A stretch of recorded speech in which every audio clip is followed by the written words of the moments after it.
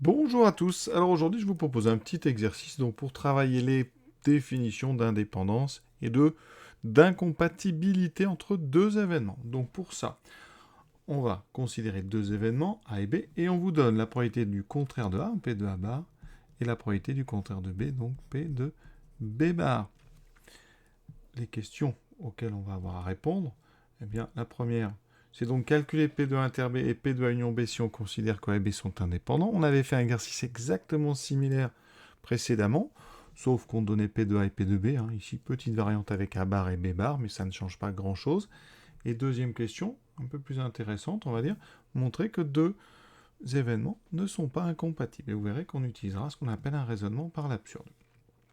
Alors, les choses à savoir. Tout d'abord, qu'est-ce que deux événements indépendants? Donc j'ai laissé la définition. C'est important de bien la connaître. A et B sont indépendants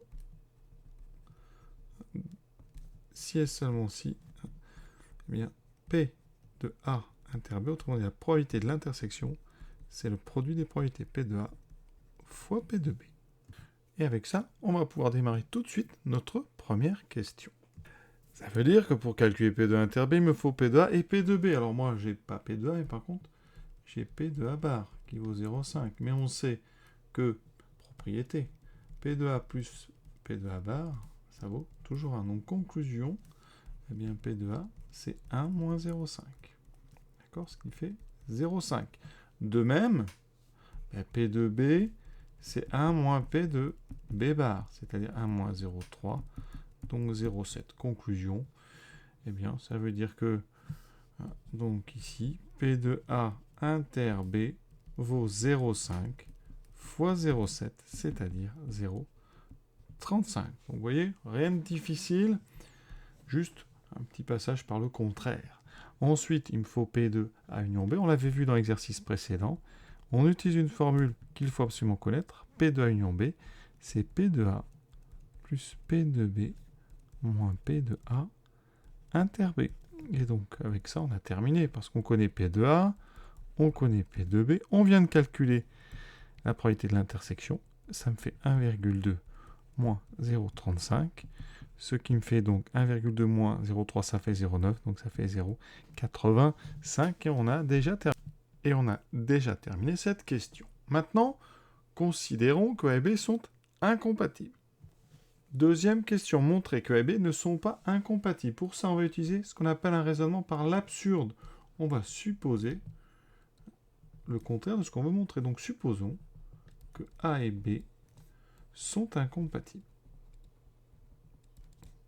Et on doit arriver à une impossibilité, à quelque chose d'absurde.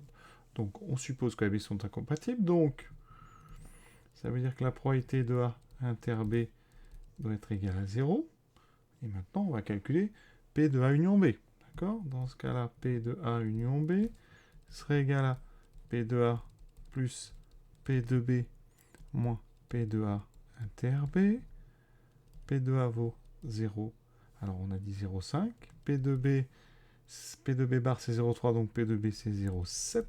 Et P de A inter B, je vous ai dit, c'est 0. Il me reste une probabilité égale ici à 1,2. Or, P de A union B, c'est une probabilité, ça appartient à 0,1. Donc, impossibilité. Conclusion, eh bien notre supposition était fausse. Donc A et B ne sont pas incompatibles.